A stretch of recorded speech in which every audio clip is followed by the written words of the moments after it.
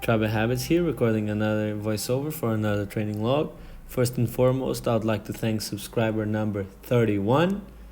And we're at the training day that's named by myself Play Date with Flexibility. Consists of giant set where I do bridge work, some type of forearm work, and some type of neck work, which I'll rotate whenever I feel like, with a flexible approach, pun intended. And then I do a lot of hip stuff.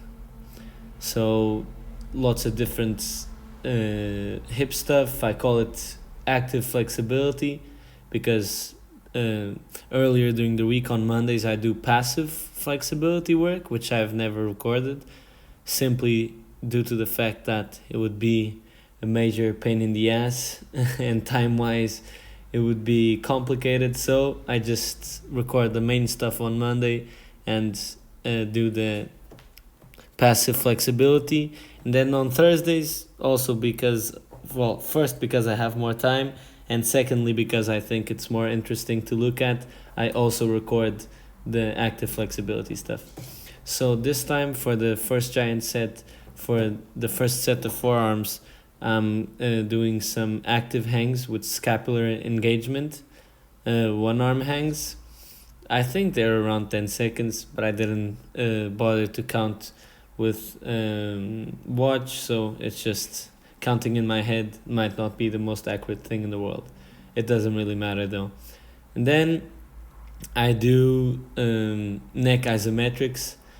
So I rotate between a lot of variations and a lot of different types of tension. So this time, well, last time I was doing some type of neck biting work, and this time around I'm doing just isometrics against the floor with the feet, so no knees. I'll just alternate the leverages depending on how I feel. So for the first set I managed to do it like this, and I just accumulated a couple of seconds. And then for the second set I had to use my knees on the floor to accumulate more time under tension.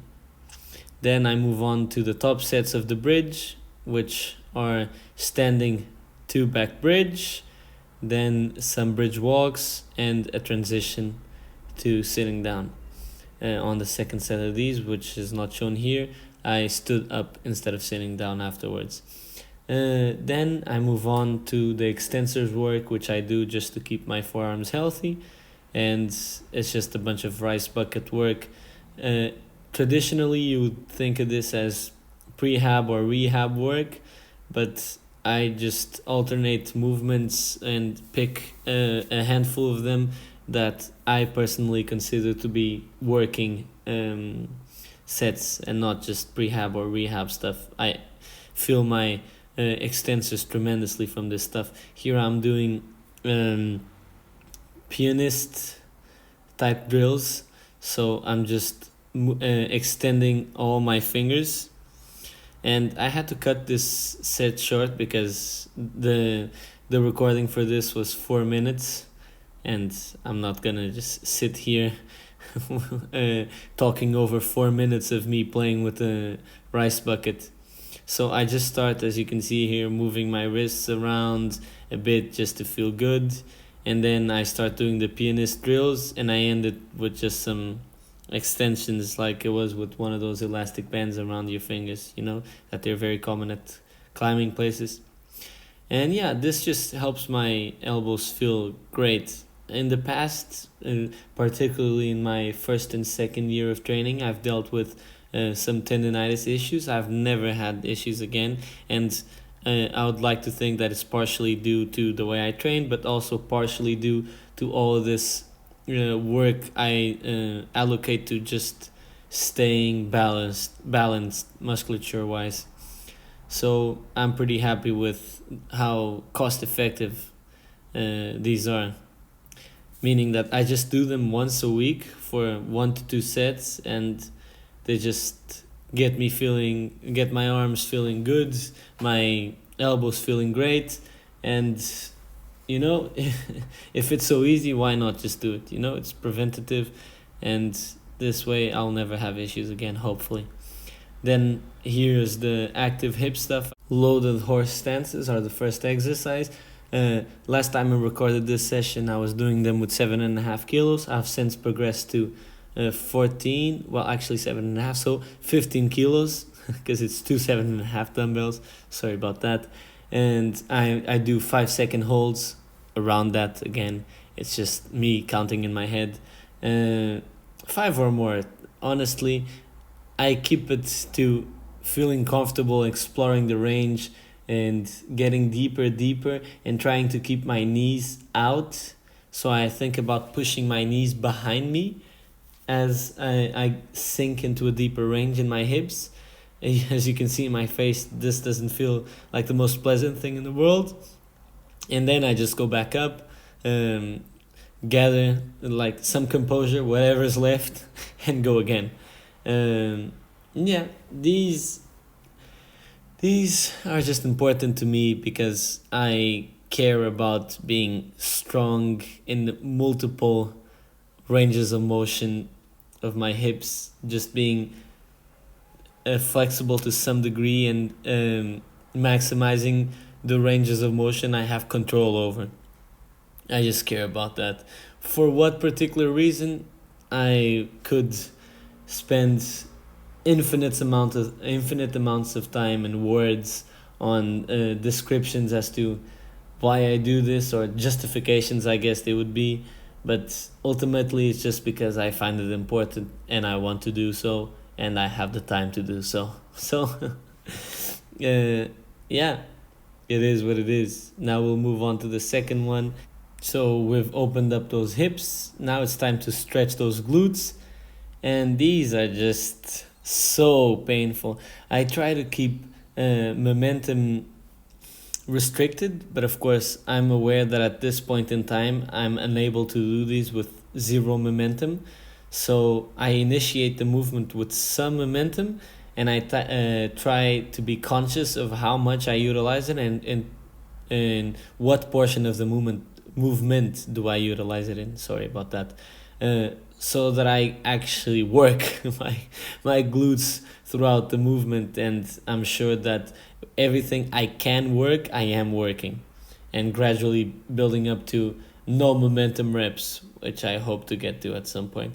I also noticed that because I only do one set for each of these, the first few reps, I might rely more on momentum, and as I sort of warm up through it, as an expression, I'm able to put more tension and apply more force in the movement while stretched, and controlling it better throughout the full range.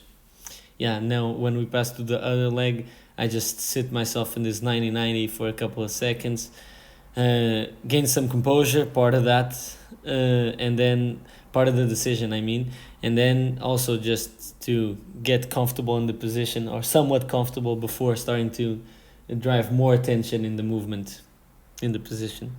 So yeah, as you can see, a lot of momentum the first reps, about to halfway, and then I utilize tension to complete the rep, and then slow eccentric, just a great way to get more out of an exercise. So it's free, you just have to stay controlled and keep the tension where you want it throughout the eccentric, and you'll get more out of it. And it's also a great way to still find benefit in an exercise, regardless of whether or not you are fully capable of doing it, which might be a problem in bodyweight exercises that are hard to scale. And of course I could use bands, but it's just harder to set up, so I do it like this. And now for this week's dose of somewhat cohesive scattered thoughts. I would like to open with a quote from Inoue Sensei that gave birth to multiple trains of thought in my head, and that ultimately led me to this text I wrote today. We desperately wield our swords, taking us to the brink of death, all in order to learn to keep them sheathed. The sentiment that ultimately it's pointless. One trains dedicating himself to his practice whilst bathing his body in sunlight and peaceful quietness. Resuming his time on this giant rock to a routine of self improvement, attempting to grasp serenity through calmness, and presuming these qualities have strength as their foundation. Chasing strength just to attain the privilege of not having to use it. There's beauty in doing it for oneself, not even bothering with notions that attempt to describe its value. Being so unique, so in touch with one's nature, so friendly with oneself that it's easy to see that words are complications. Words are just words. If you know it, if you can feel it, don't bother trying to describe it with words. It would only distract you from what matters. Steering away from community and pursuing one's craft, freely dedicating oneself to whatever purpose is fitting, and limiting one's existence to enjoying the calmness that emerges thereafter. The nature of living beings is a beautiful thing. Now, a Buddhist quote that ties in wonderfully to what I've decided to write today. Before enlightenment, chop wood and carry water. After enlightenment, chop wood and carry water.